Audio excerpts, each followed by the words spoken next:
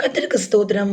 வேதத்தை வாசிப்போம், தியானிப்போம் என்கிற தலைப்புல இன்னைக்கு நாள் 2 இன்னைக்கு நம்ம பார்க்க போற காரியம் என்னன்னா, அதுக்கு முன்னாடி நம்ம ஏன் ஜெபிச்சா மட்டும் போதாதா?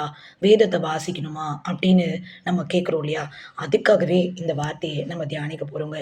ஏன் நம்ம வேதத்த வாசிக்கணும் அப்படின்னா, இந்த வசனம் நமக்கு எப்படி இருக்கு? இந்த வேதம் நமக்கு எப்படி இருக்குன்னு இந்த சங்கீதத்துல நம்ம படிப்போம். 18ஆம் சங்கீதத்துல 30ஆம் வசனம், தேவனுடைய வழி உத்தமமானது. கர்த்தருடைய வசனம் புடமிடப்பட்டது. தம்மை நம்புகிற அனைவருக்கும் அவர் கேடகமாயிருக்கிறார். நமக்கு கேடகமா இருக்குங்க. அவரோட வார்த்தை ஒவ்வொன்றும் நமக்கு கேடகமா இருக்கு. நமக்கு ஒரு நம்பிக்கை கொடுக்குது. இதுல இருக்கிற ஒவ்வொரு வார்த்தைகளும் புடமிடப்பட்டதாய் காணப்படுது. அது மட்டும் இல்லங்க.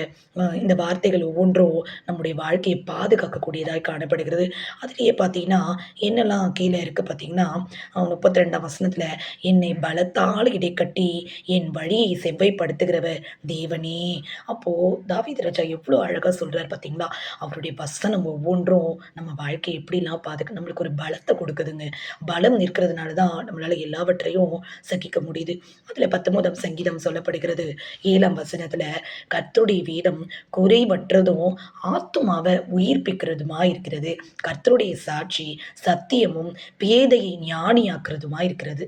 அப்ப பார்த்தீங்களா, கர்த்தருடைய வேதம் எப்படி இருக்குன்னா, குறைவற்றது அப்படின்னா என்னங்க? குறைவே கிடையாது. அதுல இருக்கிற ஒரு ஒரு வார்த்தைகளும் அவ்ளோ முக்கியமானது. நம்ம ஆத்துமாவ உயிர்ப்பிக்கக்கூடியதாய் காணப்படுது. அது மட்டும் இல்லங்க, கர்த்தருடைய சாட்சி சத்தியமா, பேதைகள கூட ஞானியாக்குறதுமா இருக்கிறது. ஆமாங்க, வேதத்த அறிந்த பேதுருவும், யோவானும் போய் ஒரு இடத்துல ஆ ஆண்டவருக்காக அவங்க செய்யும்போது, ஒரு ஆலயத்துக்கு போகும்போது, வெளியில அவங்க ஒருத்தருக்கு சுகம் குடுக்குறாங்க. அப்ப அவங்க கிட்ட போய் மூப்பர்கள்லாம் கேட்குறாங்க. "உங்களுக்கு எங்கேருந்து இவ்ளோ தைரியம் வந்துச்சு? நீங்க எப்படி இதெல்லாம் பண்ணலாம்?" அப்படின்னு சொல்லி. அப்போ அவங்க பேசுற பேச்செல்லாம் பார்த்துட்டு எல்லாரும் ஆச்சரியப்படுறாங்க. இந்த பேதைக்கு இப்படி ஒரு ஞானமா? இவனுக்கு ஒரு படிப்பறிவே இல்ல. ஆனா இவ்ளோ ஒரு ஞானம். வேதத்த அறிந்து, கர்த்தர் சொல்ற வார்த்தைகள அவர் கடைப்பிடிச்சு வாழ்ந்ததுனால, அப்படிப்பட்ட ஒரு தைரியம் வருதுங்க. இந்த வசனம் நம்மள தைரியப்படுத்தும். நெறைய இடத்துல நீங்க சோர்ந்து போறீங்களா? வேதனையோட இருக்கிறீங்களா? ஐயோ! நான் எப்படி அங்க போய் பேச போறேன்? அப்படிலாம் நெனைக்கிறீங்களா? பைபிள படிச்சுட்டு நீங்க போங்க. எந்த இடத்துலயும் நம்மளுக்கு ஒரு பயம் வரும்போதோ, ஒரு ஏதாவது ஒரு பிரச்சனை வரும்போது நெறைய பேர் பார்த்தீங்கன்னா, பைபிள தலை மாட்டு பக்கத்திலேயே வச்சுப்பாங்க. நம்ம படுக்கிற இடத்து பக்கத்திலேயே வச்சுப்பாங்க. ஏன்னா, அது நம்மள பாதுகாக்கும் அப்படின்னு சொல்லிட்டு. இதுல இருக்கிற ஒவ்வொரு வார்த்தைகளும் நிச்சயமா நம்மள பாதுகாக்குங்க.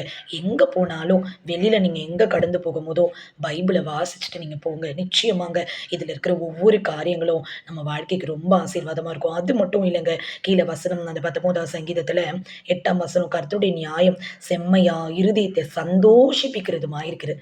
இருதயத்துல அப்படி ஒரு சந்தோஷம் வருங்க. வேதத்த படிக்கிறது நிமித்தம் இருதயத்துல அவ்வளோ ஒரு சந்தோஷம். அந்த சந்தோஷத்த இந்த வசனமும், வார்த்தையும் நமக்கு நிச்சயமா குடுக்குங்க.